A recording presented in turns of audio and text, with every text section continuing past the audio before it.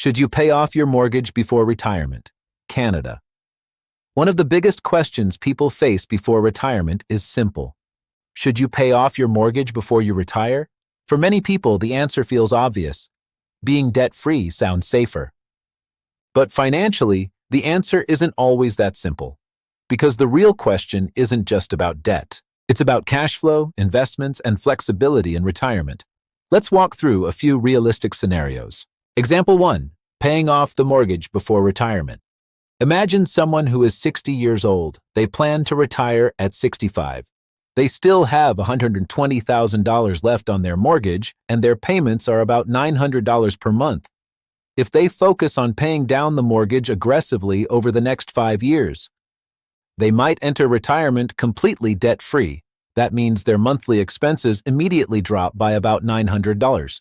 For someone living on CPP, OAS, and retirement savings, lowering monthly expenses can make retirement much easier to manage. A paid-off home reduces financial pressure, and many retirees value that peace of mind. Example 2. Keeping the mortgage and investing instead. Now imagine another person in a similar situation. Also 60 years old, planning to retire at 65. They also owe $120,000 on their mortgage. But instead of paying it off early, they decide to invest extra money into their RRSP or TFSA.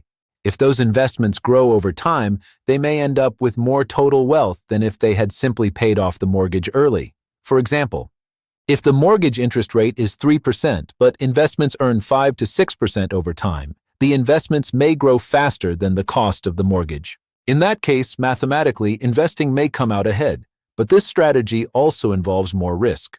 Markets can go up and down. Mortgage payments are guaranteed. Example 3, a small mortgage at retirement. A third scenario is very common. Someone reaches retirement with a smaller mortgage remaining. For example, a couple retires at 65 with about $60,000 remaining on their mortgage, and monthly payments of about $500. Their retirement income might include CPP, OAS, and a workplace pension. Together, those sources generate $3,500 to $4,000 per month. In that situation, a $500 mortgage payment may be very manageable.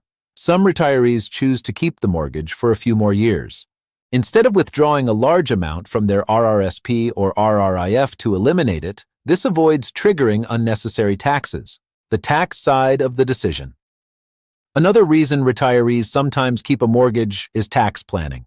Large withdrawals from an RRSP or RRIF to eliminate a mortgage can push someone into a higher tax bracket. For example, if someone withdraws $80,000 from an RRSP to clear a mortgage, that entire withdrawal becomes taxable income in that year. That could increase taxes and potentially affect benefits like OAS. So sometimes spreading withdrawals over several years makes more sense. Example 4. A large mortgage close to retirement. Now consider a more difficult situation. Someone is 62 years old and plans to retire at 65. They still owe $280,000 on their mortgage, with payments around $1,600 per month. Their projected retirement income gives them about $2,800 per month of guaranteed income. More than half of that goes toward housing. In cases like this, some people delay retirement, refinance the mortgage, or sell the home and downsize. Housing costs are a critical factor in retirement planning. Downsizing instead of paying off the mortgage. Another option many retirees consider is downsizing. Imagine a couple retiring at 65 with $150,000 remaining on their mortgage.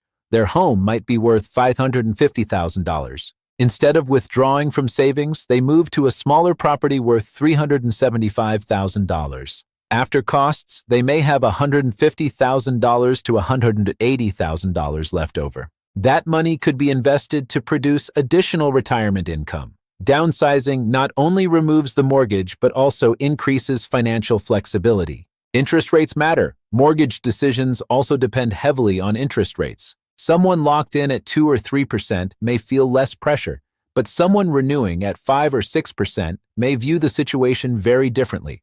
Higher rates increase long-term costs. This is why retirement plans sometimes change when mortgages renew. Sequence of returns risk, another important concept. This refers to what happens if markets decline early in retirement. it can damage the long-term sustainability of your portfolio. If you must withdraw during a market downturn and also have a mortgage payment, you may need to withdraw even more money during difficult years. This is one reason some retirees prefer entering retirement with lower fixed expenses. A paid-off home reduces the amount you must withdraw when markets are down. Inflation and housing costs. Even if a mortgage is paid off, housing costs do not disappear. Property taxes can increase. Home insurance rises. Maintenance and repairs become more expensive. A retiree with a paid-off home may still spend $6,000 to $10,000 per year on taxes and repairs. Plan your budget realistically. The emotional side of the decision. Money decisions are not just about math.